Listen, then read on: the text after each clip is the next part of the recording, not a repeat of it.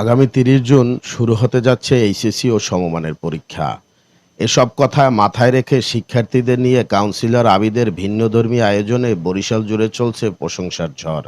2024 সালের এসএসসি পরীক্ষার্থীদের নিয়ে যে উদ্যোগটা নিয়েছে, এতে আমি মনে করি যে আমাদের ছেলে মেয়েদের মধ্যে আরও পড়াশোনার আগ্রহ জেগে উঠবে এবং ওরা ভবিষ্যতে আরও ভালোর পথে এগিয়ে যাবে।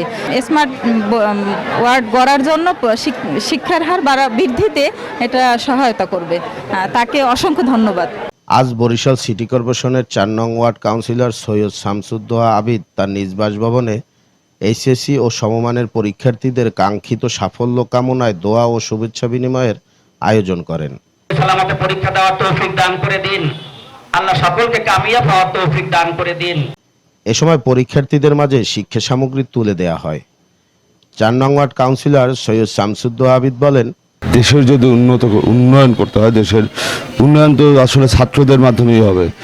আমরা যদি একটা শিক্ষিত সমাজ গঠন করতে পারি, শিক্ষিত জাতি গঠন করতে পারি, তাহলে আমাদের দেশের উন্নয়ন সম্ভব। বঙ্গবন্ধু সোনার বাংলাদেশ, আমাদের প্রধানমন্ত্রী স্মার্ট বাংলাদেশ গড়ার জন্য অবশ্যই একটা শিক্ষিত জাতি দরকার।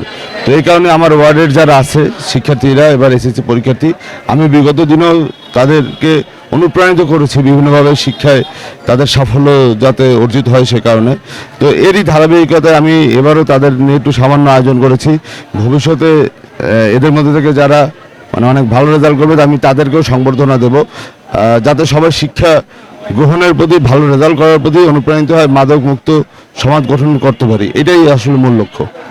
এই উদ্যোগকে সাধুবাদ জানিয়েছেন শিক্ষার্থী ও তাদের অভিভাবকরা। আমি শ্রাবন্তী রায়, মহিলা কলেজের স্টুডেন্ট।